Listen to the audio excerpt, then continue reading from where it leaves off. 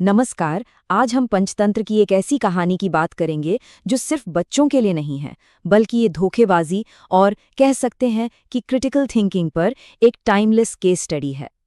ये कहानी है एक बगुले, एक केकड़े और एक बहुत बड़े धोखे की। तो चलिए सीधे कहानी पर आते हैं। देखिए, कहानी की शुरुआत होती है एक बहुत ही सीधे साधे सवाल से। एक ऐसा सवाल जो शायद हम सब ने कभी ना कभी तो सोचा ही होगा कि भाई बिना मेहनत किए खाना कैसे मिल सकता है। बस यही सवाल उस बगुले के दिमाग में भी घूम रहा था और यहीं से इस पूरी कहानी की नींव पड़ती है। तो सीन है एक घने जंगल का, जहां एक बड़ा हरा भरा तालाब है, मछलियों, केकड़ों मतलब हर तरह के जीवों से भरा हुआ। और वहीं पास में रहता था एक बगुला। लेकिन ये कोई आम बगुला नहीं था। इसे मेहनत करना बिल्कुल पसंद नहीं था, और यही आलस उसे अपनी भूख मिटाने के लिए एक बहुत ही चालाक और खतरनाक रास्ता निकालने पर मजबूर करने वाला था। अब देखिए, बगुले की अपनी एक दुविधा थी। एक तो वो आलसी था, ऊपर से उसकी आंखें भी कमजोर थीं। तो शिकार करने में जो मेहनत लगती है ना, वो उससे बचना चाहता था। नतीजा, वो अक्सर भूखा रह जाता था। और देखिए, जब आलस और भूख एक साथ आ जाएं, तो फिर दिमाग मेहनत के बजाय शॉर्टकट ही ढूंढता है। बगुले ने भी बिल्कुल वही किया और एक शातिर प्लान बनाने का फैसला कर लिया। और यहीं से शुरू होता है बगुले का मास्टर प्लान। एक ऐसी साजिश जो उसकी शारीरिक कमजोरी को उसकी सबसे बड़ी ताकत में बदलने वाली थी। वो बनने वाला था एक संत, एक बगुला भगत। ये उसके उस बड़े धोखे की शुरुआत थी, जहां वो अपने आलस को भक्ति और सेवा की चादर में छिपाकर अपना शिकार करने वाला था।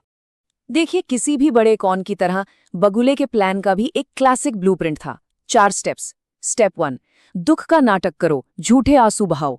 स्टेप 2, एक भयानक भविष्यवाणी करके सबके मन में डर बिठा दो, जो कि मैनिपुलेशन का सबसे बड़ा हथियार होता है। स्टेप 3, खुद को एक संत की तरह पेश करो। और आखिर में स्टेप 4, खुद को ही उस डर से बचाने वाले अकेले मसीहा के तौर पर सामने रख दो। और ये था बगुले का सबसे बड़ा झूठ। उसने तालाब के सभी जीवों से क्या कहा? सुनो, मुझे एक बहुत बड़े ज्ञानी महात्मा से पता चला है कि इस धरती पर जल्द ही 12 साल लंबा सूखा पड़ने वाला है।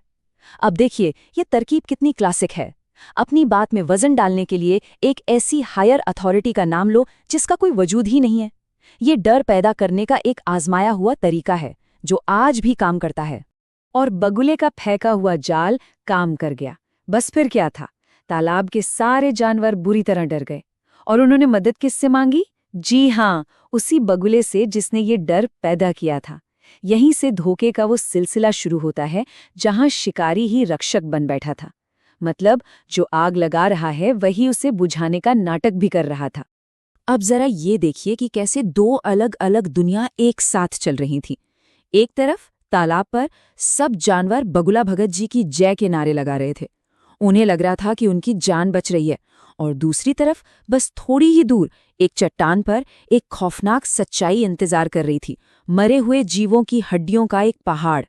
एक तरफ अंधा भरोसा था, तो दूसरी तरफ एक ठंडा बेरहम धोखा। और ये तो देखिए, सिचुएशन का मजाक ही कहिए। बगुला रोज रोज खा पीकर मोटा ताजा होता जा रहा था, और बाकी जानवर क्या सोच रहे थे? अरे, वो इसे उसकी भक्ति का सबूत मान रहे थे। देखो, दूसरों की सेवा और पुण्य का फल भगत जी के शरीर पर कैसा चमक रहा है। ये एक तरह का कन्फर्मेशन बायस ही था है। मतलब वो वही देख रहे थे जो वो देखना चाहते थे, असली सच्चाई नहीं। और कई दिनों तक यही सब चलता रहा। बगुला रोज एक जीव को ले जाता, उसे खा जाता, और तालाब में उसका भरोसा और मजबूत होता जाता। लेकिन हर धोखे की एक एक्सपायरी डेट होती है। और फिर एंट्री होती है कहानी के असली हीरो की, एक केकड़े की, जो थोड़ा शक्की मिजाज का था। उसने बगुले से कहा, मामा अब मेरी बारी है, मुझे भी बचाओ। और बस यहीं से इस पूरे खेल का पासा पलटने वाला था। बगुले की पीठ पर बैठे बैठे जैसे ही केकड़ा उस चट्टान के पास पहुंचा, उसका दिमाग घूम गया।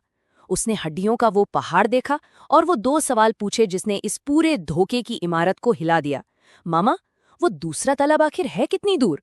और ये हड्डियों का ढेर यहाँ क्या कर रहा है? देखिए, कभी-कभी एक छोटा सा सवाल ही सबसे बड़े झूठ का पर्दाफाश कर देता है। ये सवाल सुनते ही बगुले को समझ आ गया कि खेल खत्म। वो जोर जोर से हंसा। बस संत का वो नकाब उतर चुका था और अब सामने था उसका असली खूंखार चेहरा। और फिर बगुले ने सब कुछ कबूल कर लिया। बोला, अरे मूर्ख, कोई दूसरा तालाब वाला नहीं है। मैं तो एक एक को अपनी पीठ पर बिठाकर यहाँ खाने के लिए लाता हूँ, और आज तेरी बारी है। सोचिए, केकड़े के लिए ये कितना भयानक पल होगा जब उसका रक्षक ही उसका भक्षक निकला। लेकिन कहानी यहाँ खत्म नहीं होती, क्योंकि केकड़े का जवाब अभी बाकी था। अब हम आते हैं कहानी के उस हिस्से पर जो इसे सिर्फ एक कहानी नहीं बल्कि जिंदगी की एक बड़ी सीख बनाता है। मौत को बिल्कुल अपने सामने देखकर भी केकड़ा घबराया नहीं। उसने हालात का शिकार बनने की जगह एक्शन लेने का फैसला किया। उसने फौरन अपने मजबूत पंजों से उस धोखेबाज बगुले की गर्दन दबोच ली और उसे तब तक नहीं छोड़ा जब तक कि उसका काम तमाम नहीं हो गया। तो इस पूरी कहानी से हमें दो बहुत जरूरी बातें सीखने को मिलते हैं। पहली, किसी की भी बातों पर आंखें बंद करके भरोसा नहीं करना चाहिए, चाहे वो कितना भी संत या भरोसेमंद क्यों न दिखे। हमेशा सवाल पूछो, जांच पड़ताल करो। और दूसरी बात, जब मुसीबत सर पर आ जाए तो घबराने से कुछ नहीं होता। उस वक्त हिम्मत, सब्र और दिमाग से काम लेना पड़ता है, क्योंकि डर हमें लाचार बना देता है और हिम्मत हमें रास्ता दिखाती है। और आखिर में एक सवाल के साथ इस चर्चा को खत्म करते हैं। ये कहानी भले ही हजारों साल पुरानी हो, लेकिन इसका मैसेज आज भी उतना ही सच है। आज भी डर का इस्तेमाल करके लोगों को बहकाया जाता है, सेवा का नाटक करके अपना फायदा उठाया जाता है, फिर चाहे वो झूठे विज्ञापन हो, फाइनेंशियल स्कैम हो या किसी भी तरह का प्रोपेगेंडा। जरा सोचिए, आज के जमाने के बगुला भगत कौन है?